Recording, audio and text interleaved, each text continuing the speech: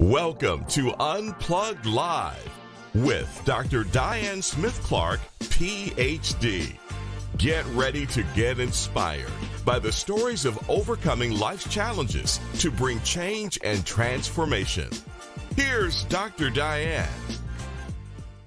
Hi, I'm Dr. Diane Clark, and I am here with Unplugged. Tonight's segment will be part 2 of depression and mental anxiety among our youth. We covered this depression and stress in the pulpit. We covered it in the pew. We talked about it among the teenagers, and now we're dealing with our youth. I think it's very important that we become an informed community so that we can help our children, because children who have extreme stress or mental disorders grow up to be adults with mental health issues.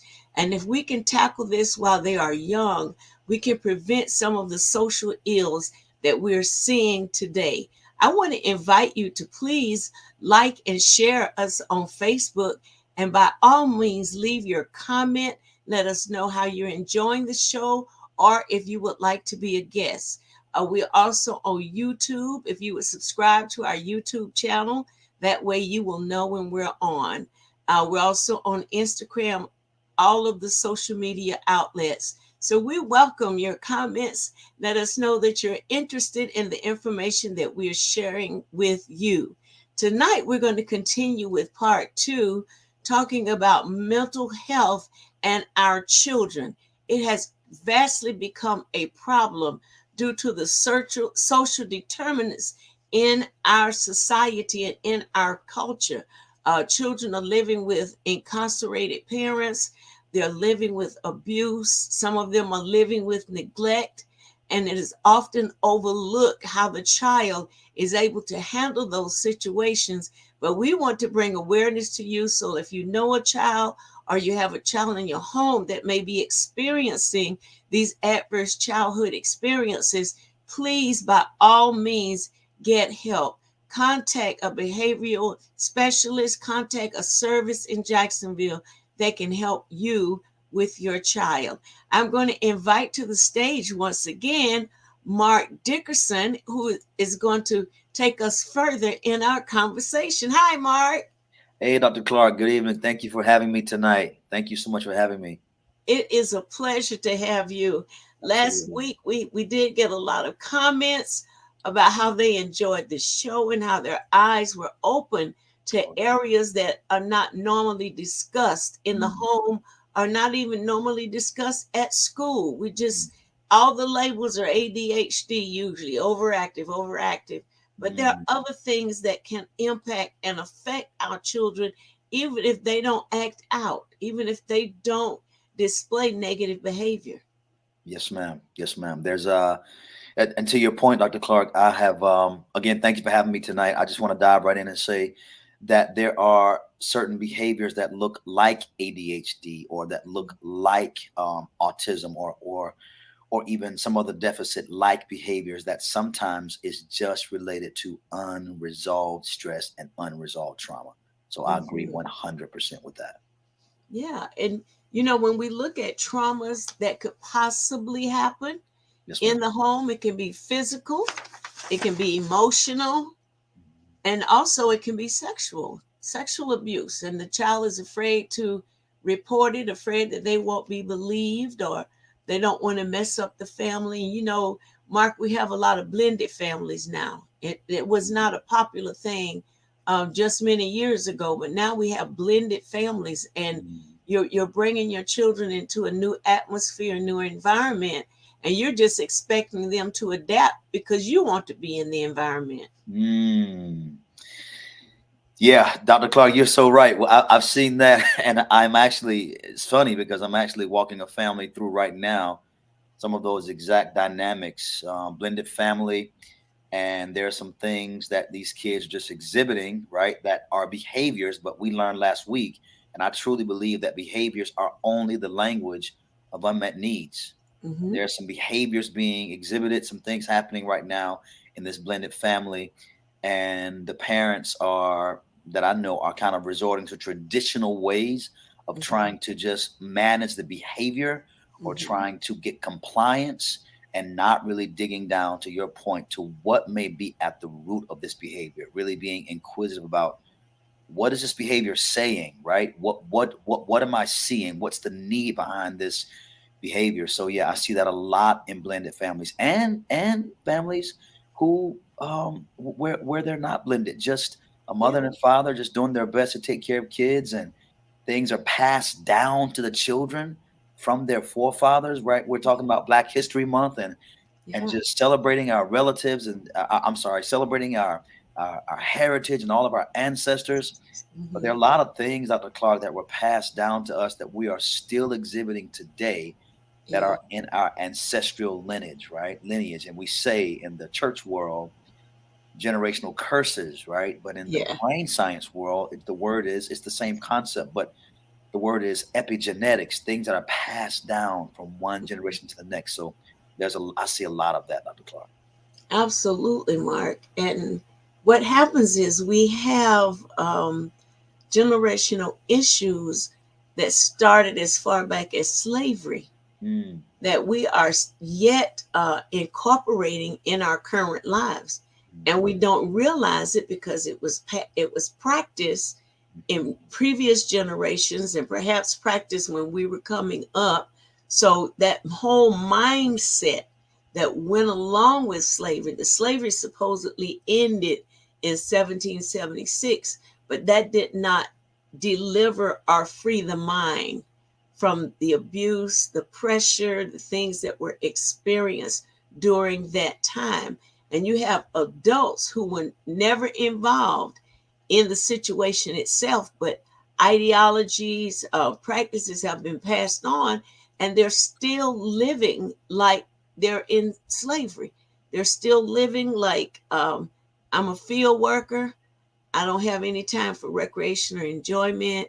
I've got to mm, hit this groove. I got to hit mm. the grind, I think is what they call it. Yes, We ma'am. still have, yeah. And as quiet as it is kept, Mark, we're supposed to be talking about the children, but when you talk about mental health, I mean, the kids are such a important part of that because it starts with us as we're children. We learn and practice those things, that behavior, those actions, feeling isolated when we're not alone, Mm, having severe anger and we don't know why. Why do you fight? I don't know. mm. I'm just angry and don't know why. And a lot of those are uh, leftover emotions Yeah. from what happened to us as a people in slavery.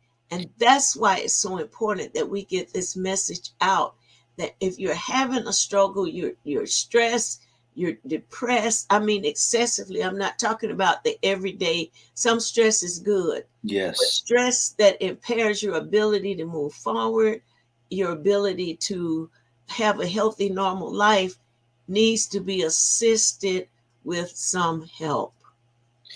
Absolutely, Dr. Clark. And I think so. I'm really grateful for the platform you've created, because these are conversations that I grew up in church, and these are Yeah, conversations that just were not had. Right? Had I known that some of the things that I was personally dealing with in my own mind and my own soul, had I known that there was a name for it, yeah, and it was not spelled necessarily DEMON. There was a name, there was a reason why.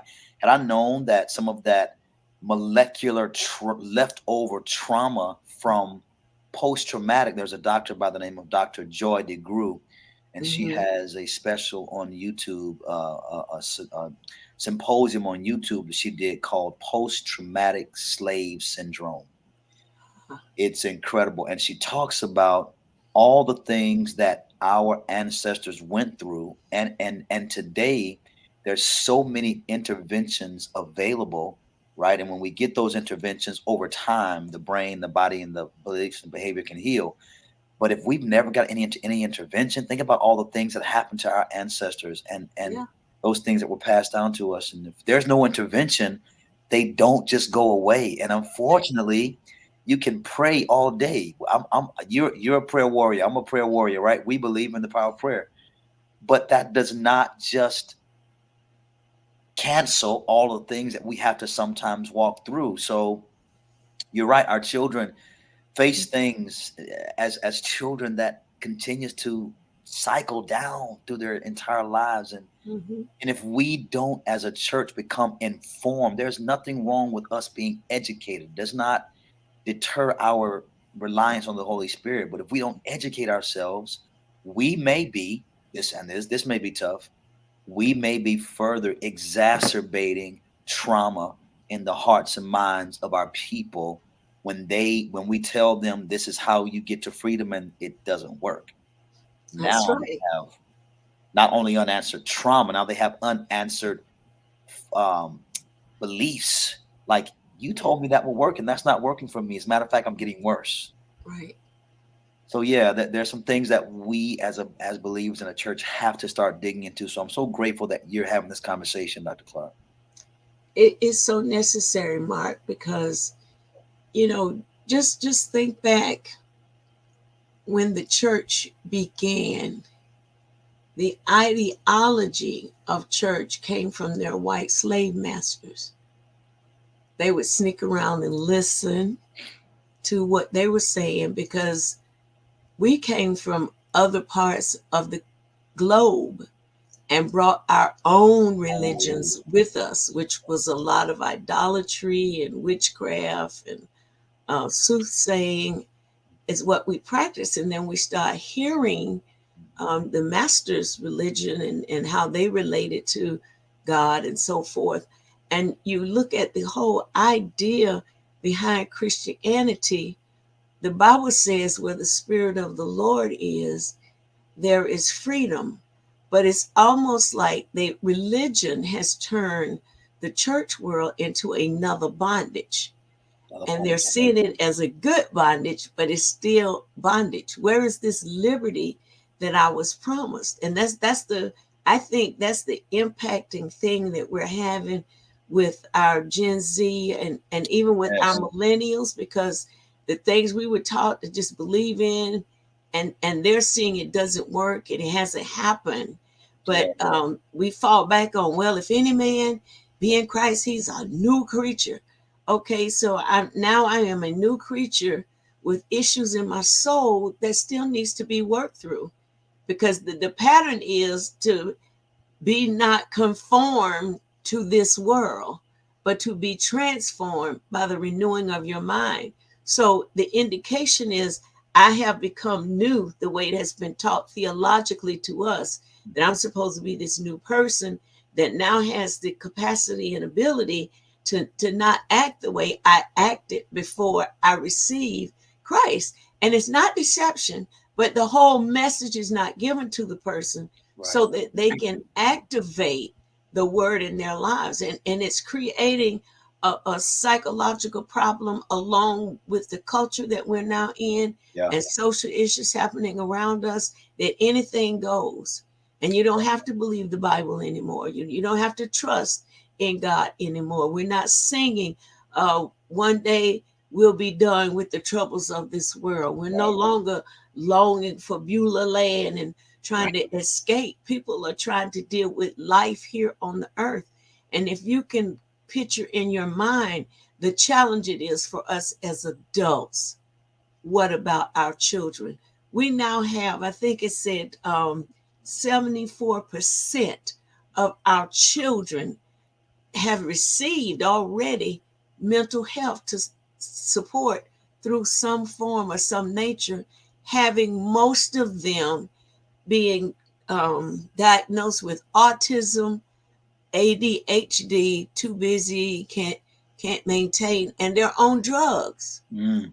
they're on medications just to have a semblance of normal life. Mm. Dr. Clark, and so you said so many amazing things, and that those numbers are staggering. To Yeah. know that that many of our children Hmm. are being seen, but Hmm. not only that, that many of our children are being seen and now they're being labeled, Yes. but not just seen and labeled, but there's still very little in depth intervention because Hmm. counseling only goes so far. Mhm. Therapy only goes so far until our therapists, until our teachers, until our pastors, until our parents, until our Mhm. medical facilities, until there is a real desire to heal the human soul for Yes. real, Yes. we will continue to skate on the surface and placate. And there's big money in that. There's big Oh money in yeah. becoming a coach, and there's big money in pharmaceuticals. There's big money Yeah. in the educational system that depend that is, you've heard this term before, Mhm. that some call the pipeline to prison. That Mhm. there's big money in creating systems that don't deal with the issue, that label kids very, and through punitive type actions put them already on the trajectory Yeah. to be incarcerated, right? Which continues to fuel the pockets of the powers that be. So our Right. children, if we don't start having these conversations now, Mhm. from an educated standpoint, Mhm. I think we stand the chance of really, again, continuing to exacerbate trauma. I'll say this one last thing, Dr. Clark, about this perfect storm. You were talking about the things that are happening culturally and the things that our children are not even willing to listen to today based on old world religious views, right? Right. So you have this perfect storm. You have a child who has come up differently, and children who are not trying to hear the God of their parents. They're just not trying to hear it. Mhm. But then you have a culture, right, that does get their attention, that opens them up to so much more, that is so anti God of Abraham, Isaac, and Jacob. Mhm. This perfect blend of all things not God. Mhm. So the fight becomes even more ferocious for intelligent, spirit-filled, spirit-led people to really do the work and educate ourselves, educate our children's ministries, Right. educate our parents, educate educators about the, the soul's been broken, but the soul can be healed, right? And Yeah. it doesn't always happen. It doesn't always finish at the altar. Right. It doesn't always finish in the confines of the four walls. No, it takes time. It takes patience. Yes. It takes intentionality. It takes attunement. It takes skilled people to help people walk out of years of post-traumatic syndrome, Right. whether it was passed down to you genetically. Have you ever seen a child in a blended family, Dr. Clark, who I've seen this several times, but a child in a blended family who never knew their real father, never knew their real father, Oh. and then is placed in a home with just the mother, or the mother marries another man, and this child never knew his real father. But sooner or later in life, this child starts to exhibit the exact same patterns of a father he's never known, Mhm. or a grandfather. He's, how in the world, this kid was only 2 months when we adopted him. How in the world? And we Yeah. didn't teach him these things. No. Where are these things coming from? Yeah. They're passed down. They are encoded in our DNA. They're encoded in our molecular structure, and they're encoded in how our brain synapses, how our brains are wired, right? And those things don't change with a Sunday school lesson. No, they just don't. No.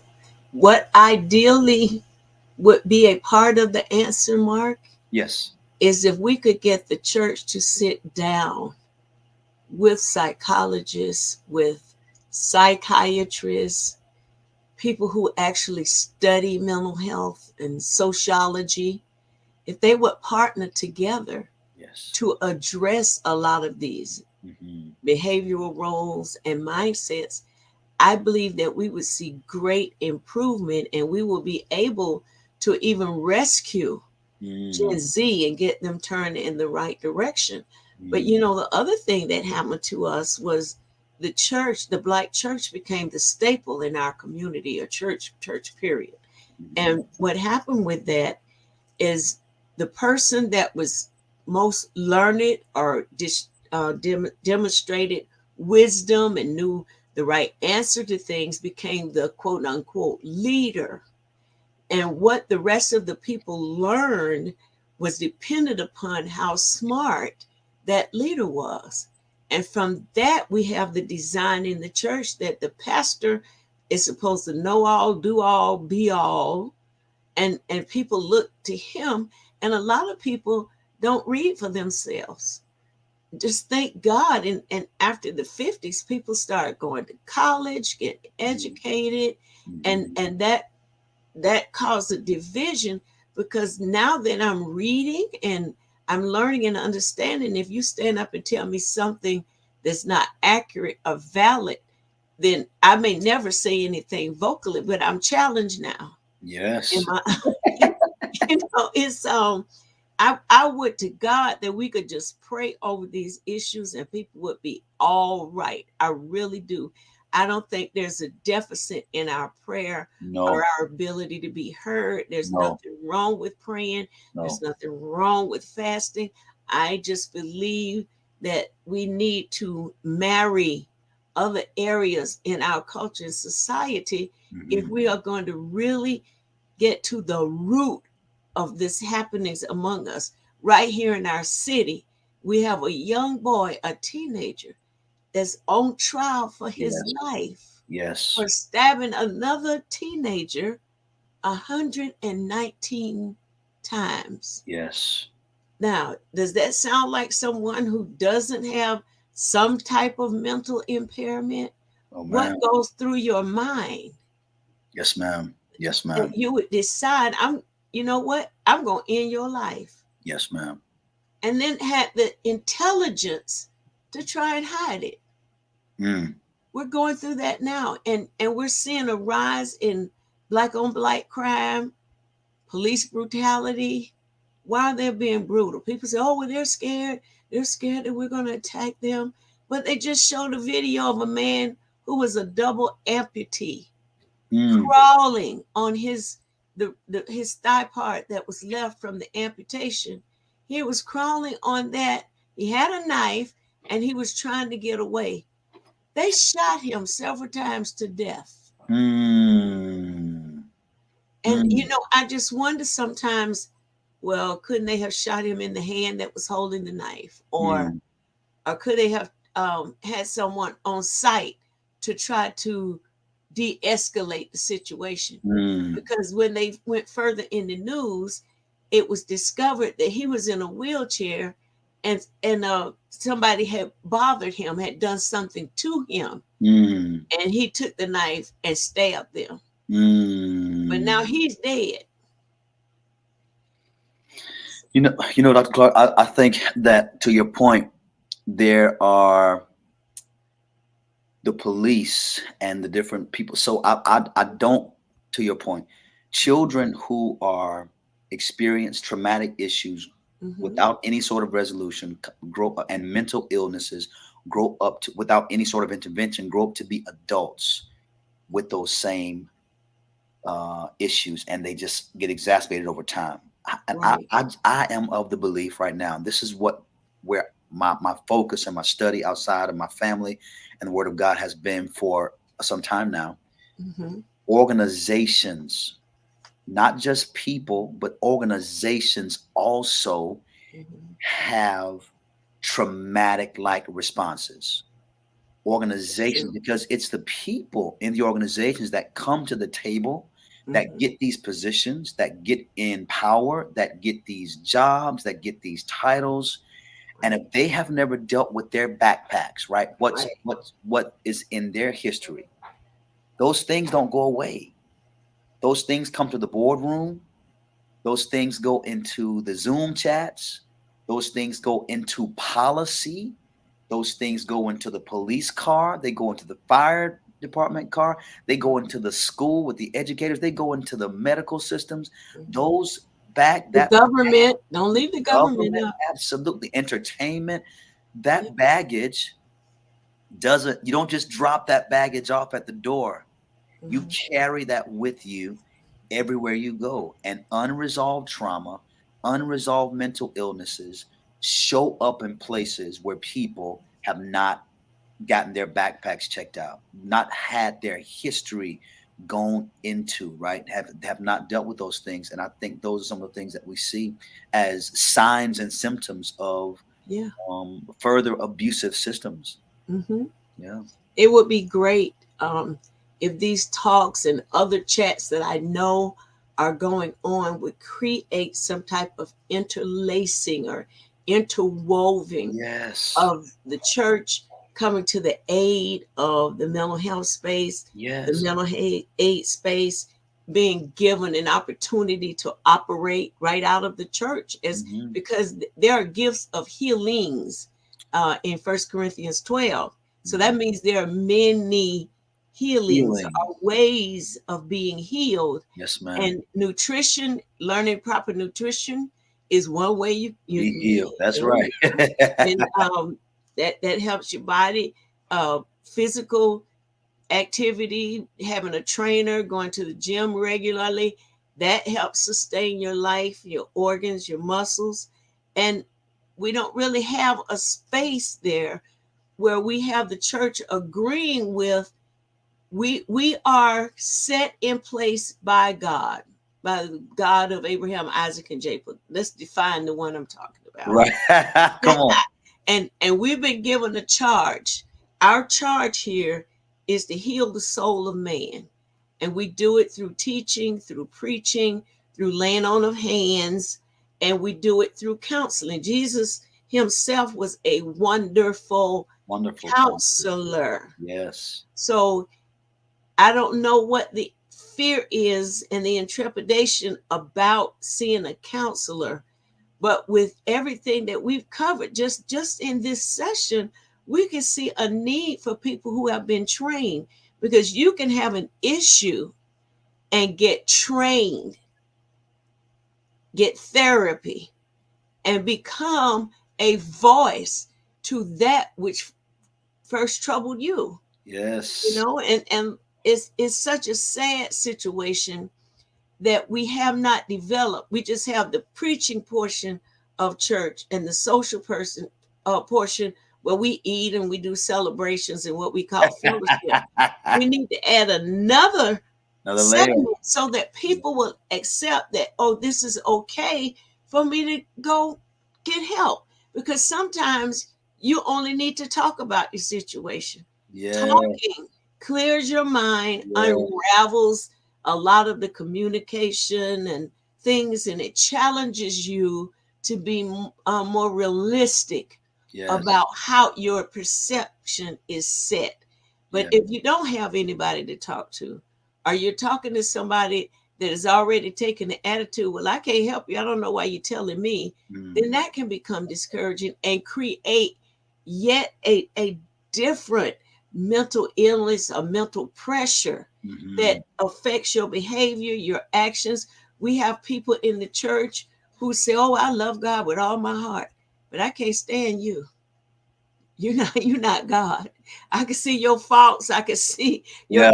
irregularities. I can see all this stuff about you, but I love God. And then he says, well, how can you say you love me if you don't love one another? Where does that come from? There's some mental impairment. There's Yes. something that has happened to the individual internally that they haven't been able to process, talk through, and move on.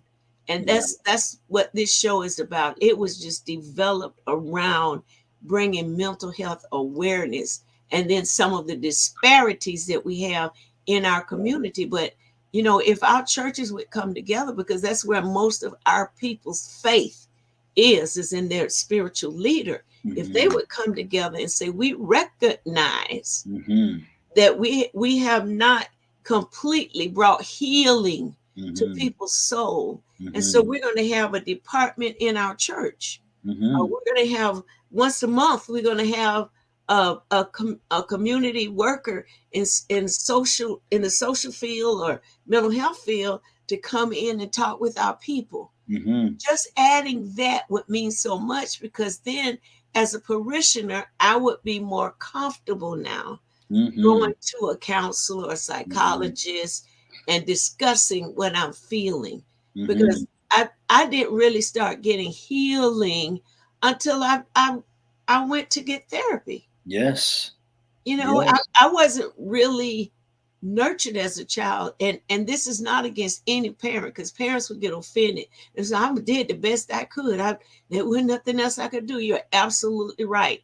You did the best that you could. But sometimes the child that you have needs more than you can offer. Yeah. We have very good parents that work, provide, they love you, they take care of you, but sometimes they're emotionally unavailable. Yes. And then you mess around and you have a child that's very emotional and that's always pulling on your emotions. Then now you can see the child processes that as rejection. Yes. Or you don't hear me. Right. You don't want to be bothered with me. Right. And you have exactly right done all that you could. But have you searched in yourself to see why you're emotionally unavailable? And we have so many fathers that are like that. They will provide, they will buy for you, they will do everything, but they are not emotionally available to feel and to sense your needs that would bring wholesomeness to you as a child.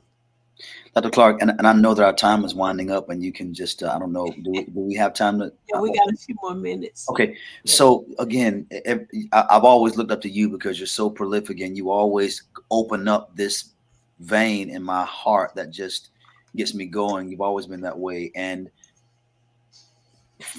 we're doing a conversation right now. I think, to your point, it's both and. It's both the spiritual and the other part, right? That's a better way to say it. It's both. It's not neither or. It's either or. It's both and. They go hand in hand, right?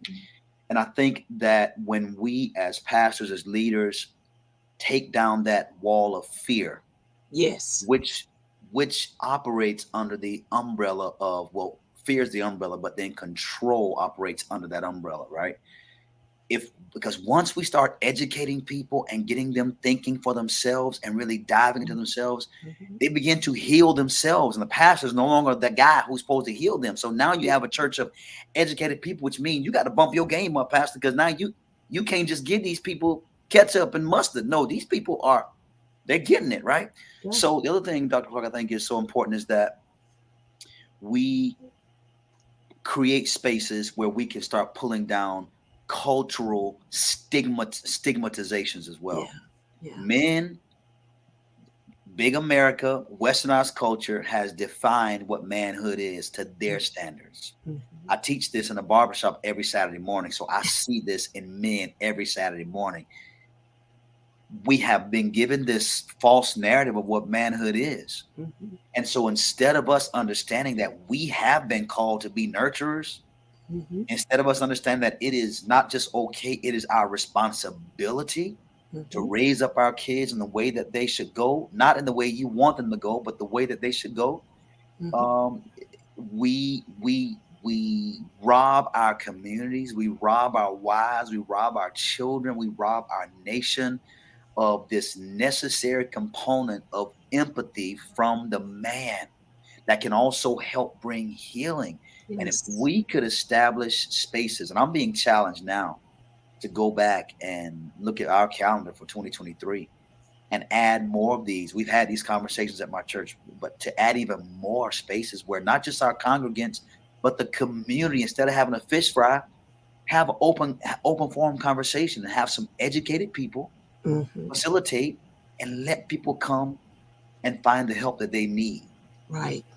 And I think if we do that, we'll begin to serve mankind a whole lot more holistically than just what they're running away from this Sunday morning church experience. They don't want it. Right. We've definitely seen a change. And you have some camps where the leader has taken on the mentality, I'm responsible for these people, and they control every facet of their lives. There are people who can't make a decision or enjoy anything without going through their leader. And if he says they can't go, then they don't go. And you have to ask yourself, be honest with yourself, rather, how you feel about that. You're an adult working a job, you have children and a husband, you got bills and a mortgage, and somebody tell you cannot participate in something that doesn't that doesn't click in your mind That because you're don't like, click. what is it going to do? What's going to happen as a result of this? So it's just that it's the blame game is not on anybody. That's not at all what we're doing.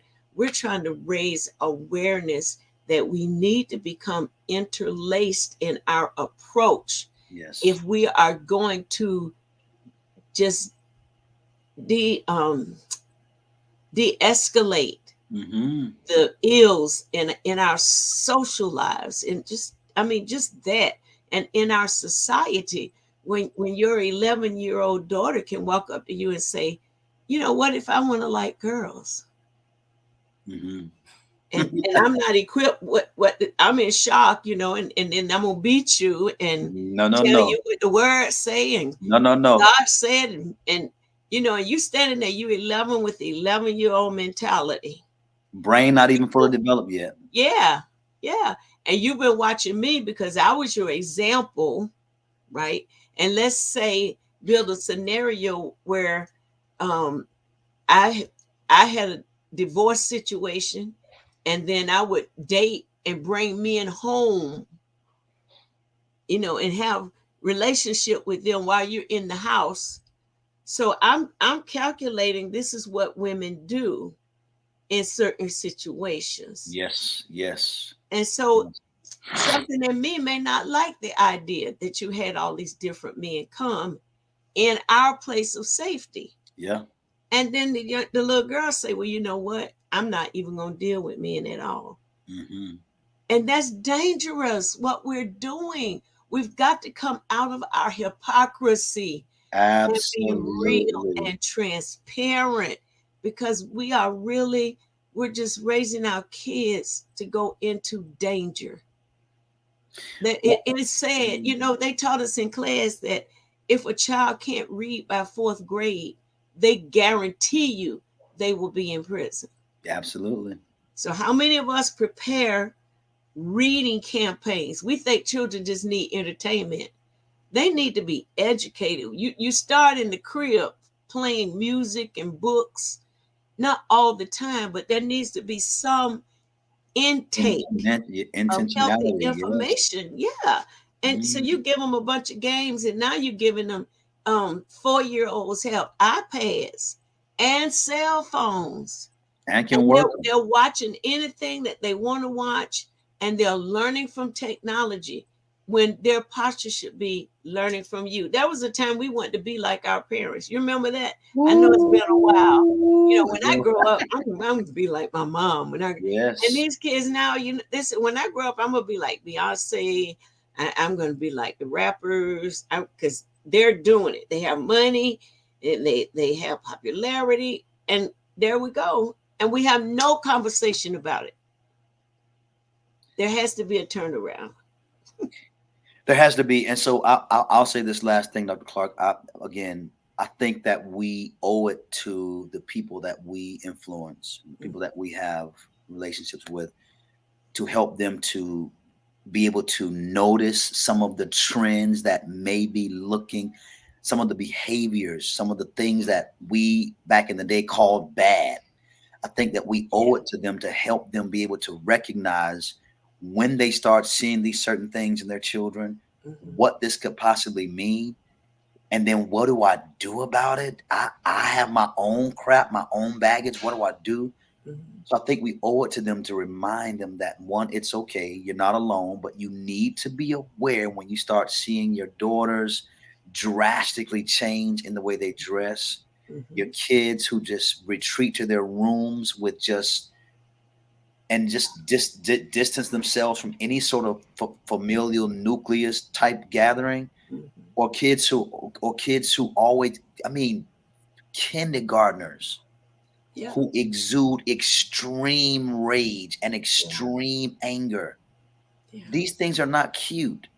These are signs and symptoms of something that is happening in the brain. Something has not been done. Some needs have not been met. And if we don't intervene with something, first of all, being aware, to your point, if we don't intervene, Dr. Clark, that trajectory without some miraculous intervention does not look good. So I think we owe it to our people to start helping them see and then equipping them with what to do Right. once they see Right. that these things are happening. Yeah, we're going to have to rally both camps, Yeah, absolutely. all the camps. That, you're saying the church people don't come to you for services, but are you going to them? Are you interacting with them to get them to see the importance of what you have and what you bring? Well, our time is up. I always enjoy chatting and dialoguing with you, Absolutely. because I believe that you are a gift to the earth that God wants to use to bring transformation in the home and with children and in the minds of men. So I bless your work and what you're doing. Very proud of you. I've known you, I think, all of your life, but I'm very proud of the man that you have become. Praise God. Thank you so much for consenting to be on the show. Absolutely. And listen, we'll be back next Thursday night at 7:00 p.m. with Unplugged Live. Don't forget to share. Don't forget to comment. Subscribe to our YouTube channel and Instagram. We'd love to hear from you. Write something in the chat before you leave. We appreciate it. Thank you for tuning in, and we'll see you next week at 7:00. Thanks for joining us for Unplugged Live with Dr. Diane Smith-Clark, PhD, helping to bring change and transformation in the mental health space within the church community. Dr. Diane wants to hear from you. If you have any questions, comments, guest recommendations, or program topic ideas, visit DianeUnplugged.com and click the Contact Us link. Dr. Diane also appreciates your prayers and your financial support. You can give online at DianeUnplugged.com and select Donate. If your business or ministry organization is interested in sponsoring this program, you can go to DianeUnplugged.com and click the Contact Us link. Unplugged Live is on all the social media platforms. Just search Dr. Diane Smith-Clark, follow, and subscribe. Unplugged Live with Dr. Diane Smith-Clark, PhD. Healthy mind, wealthy life.